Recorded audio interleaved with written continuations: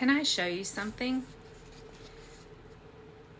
When I finished recording Grief Glitter, I thought I understood what the episode was about. I thought it was about grief. And then I sat down to write this companion guide. And somewhere in the middle of all of creating it, I realized that I had completely misunderstood the conversation. Because this guide didn't become a guide about grief at all. It became a guide about inheritance. And that surprised me. Look at these conversation titles. The houses that weren't ours. The house that always smelled like Thanksgiving. The night I finally understood muster. What I love carries forward.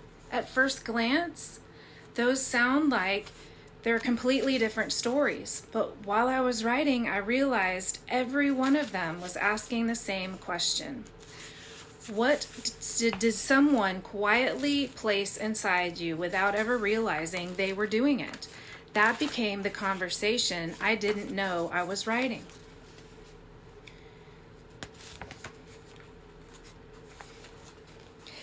This first story was about walking through model homes with my dad. For years, I thought I had loved those Saturdays because of the houses. I don't think that's true anymore. I think I love them because they quietly taught my heart what peace felt like. Dad probably thought he was simply bringing me to work one day, but God was using the ordinary Saturdays to prepare me for things I wouldn't understand until decades later. That's inheritance, people.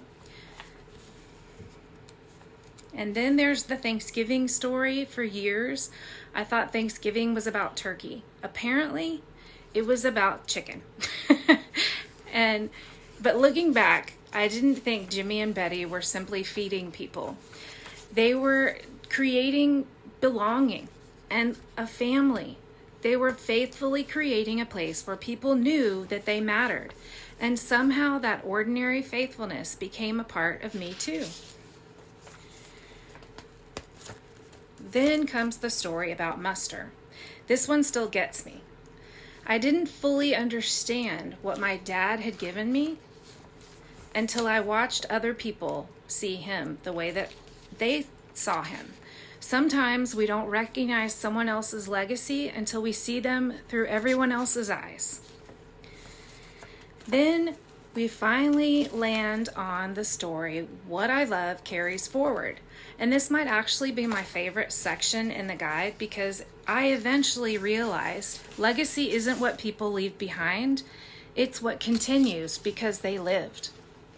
That sentence changed this companion guide for me entirely. And then there's the signature exercise. This page right here.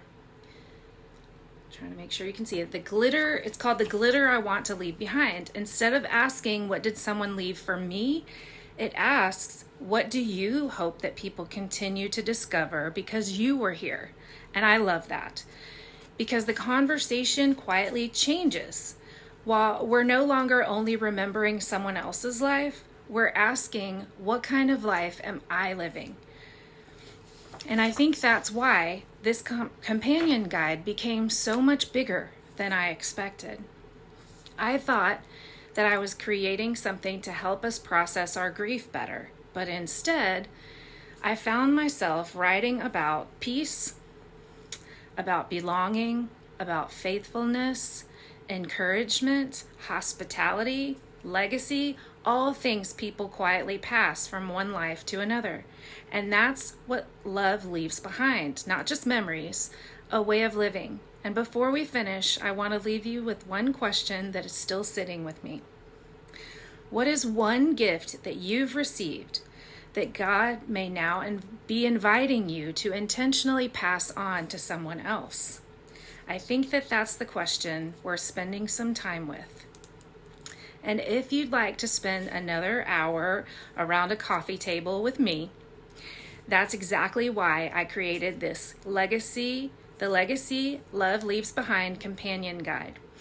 Not because you need more information, but because some conversations deserve a little more room than one podcast episode can give them. I'll see you next time.